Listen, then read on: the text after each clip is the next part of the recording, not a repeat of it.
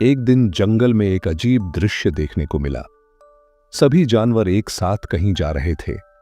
हाथी ने हैरानी से पूछा, क्या बात है जंगल वालों, तुम सब एक साथ कहां जा रहे हो? जवाब आया कि हम सब शेर सिंह के दरबार में जा रहे हैं। शेर सिंह की तबीयत बहुत खराब है, इसलिए हम उसका हालचाल पूछने जा रहे हैं। यह सुनकर हैरानी से कहा गया, क्या हमारे शेर सिंह की तबीयत खराब है?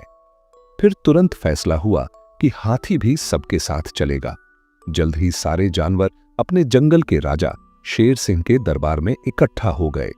शेर सिंह अपनी गुफा में जमीन पर लेटा हुआ था और उसके पास चीता और बाघ खड़े होकर चिंता से उसे देख रहे थे। शेर सिंह की हालत बहुत खराब थी। चीते ने बताया कि राजा साहब की हालत काफी खराब है और वाकई राजा का ठीक होना जंगल के लिए बहुत जरूरी था। जंगल का राजा अचानक बीमार हो गया तो सभी जानवर परेशान हो गए। उनकी परेशानी और बढ़ गई जब अचानक शेर सिंह जोर जोर से खांसने लगा और खांसते खांसते उसकी जान निकल गई। यह दृश्य देखकर जंगल के सभी जानवर दुख से निढाल हो गए। शेर सिंह की मौत के बाद कुछ दिन बीत गए। फिर सभी जानवर एक जगह बैठे और सलाह करने लगे। हाथी ने कहा, जंगल वालों, शेर सिंह अब नहीं रहे, अब हमें अपने जंगल में किसी को राजा बनाना होगा। सभी ने हाथी की बात पर सहमति जताई। सवाल उठा कि अगला राजा कौन हो। सभी इस बात पर सहमत थे कि नया राजा वही बने जो शेर सिंह की तरह सही फैसले ले सके और सभी को बेहतर न्याय दे सके। हाथी से पूछा गया कि क्या उसने ऐसा कोई जानवर देखा है जो राजा बनने के काबिल हो। उसने जवाब दिया, अभी तो नहीं, मगर हमें ऐसा जानवर ढूंढना होगा जो नेक और न्यायप्रिय हो। फिर सुझाव दिया गया कि जंगल में चुनाव कराया जाए। सभी जानवरों ने कहा कि वे चुनाव के लिए तैयार हैं। ताकतवर और हिम्मत वाले जानवरों को अलग होने के लिए कहा गया तो बाघ, चीता और भालू एक तरफ हो गए। तीनों ने अपनी अपनी खूबियों के दावे किए। बाघ ने कहा कि वह सबसे ज्यादा ताकतवर है और राजा के वंश से भी है, इसलिए उसे राजा बनना चाहिए। चीता भी मैदान में आया और बोला कि वह बेहतर फैसले लेने की क्षमता रखता है और सभी को न्याय दे सकता है। बहस बढ़ने लगी। फिर फैसला हुआ कि चुनाव के जरिए ही पता चलेगा कि कौन सबसे ज्यादा ताकतवर और ईमानदार है। हाथी ने घोषणा की कि 2 दिन बाद चुनाव होंगे और वह अपने साथियों के साथ मिलकर वोटिंग मशीन बनाएगा जो बड़े आम के पेड़ के नीचे लगाई जाएगी।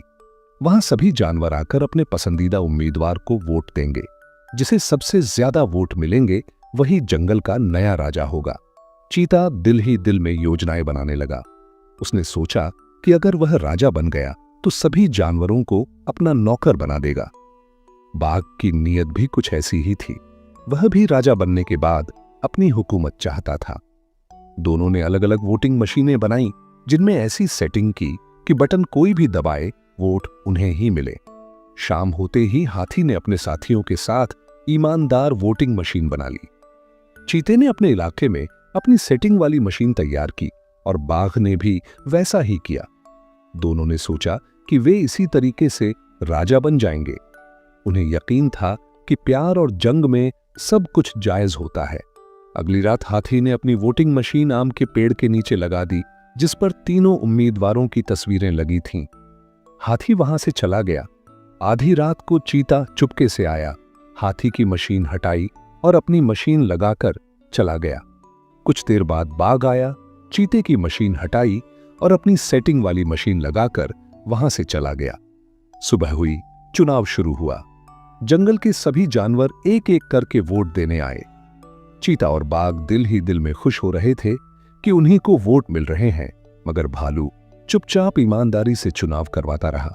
शाम तक वोटिंग पूरी हो गई। हाथी ने घोषणा की कि अगले दिन परिणाम सामने आएगा। सभी अपने अपने घर चले गए। अगली सुबह सभी जानवर जमा हुए। हाथी ने अपने साथियों के साथ वोटों की गिनती की।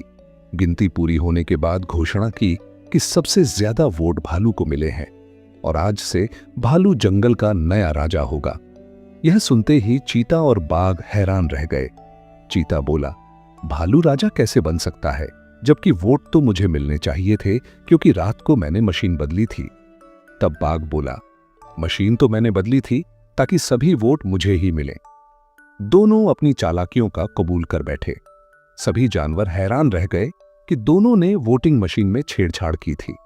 हाथी ने स्पष्ट किया कि वह सब जानता था, क्योंकि उसने खुद इन दोनों को मशीन बदलते देखा था। इसलिए वह दोबारा आकर असली ईमानदार मशीन लगाकर गया था।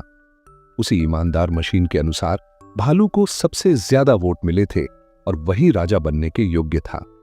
हाथी ने कहा कि जंगल के लिए हमें नेक और ईमानदार राजा चाहिए, न कि चालाक और बेईमान। फिर उसने भालू को राजा घोषित कर दिया। सभी जानवर खुश हो गए, लेकिन हाथी ने आगे कहा कि धोखा देने वालों को सजा मिलनी चाहिए, इसलिए अब फैसला नए राजा पर छोड़ दिया जाता है। भालू ने सभी को हैरान करते हुए कहा कि चूंकि अब वह राजा है, वह उन्हें माफ करना चाहता है। वह चाहता है कि उन्हें सुधरने का मौका दिया जाए। चीता और बाघ दोनों शर्मिंदा हो गए और भालू से माफी मांगने लगे। भालू ने कहा कि खुशबू से ज्यादा पसीने की खुशबू अच्छी होती है और अब वह चाहता है कि दोनों ईमानदारी की जिंदगी बिताएं। दोनों ने वादा किया कि आगे कभी जंगल को शर्मिंदा नहीं करेंगे। यकीनन किसी ने सच ही कहा है, बुराई कभी जीत नहीं सकती और अच्छाई हमेशा चमकती रहती है, चाहे वह कितनी ही अकेली क्यों न हो। जंगल में राजा भालू के न्याय से सभी खुश हुए और फिर सभी ने मिलकर खुशी खुशी अपनी जिंदगी जीनी शुरू कर दी।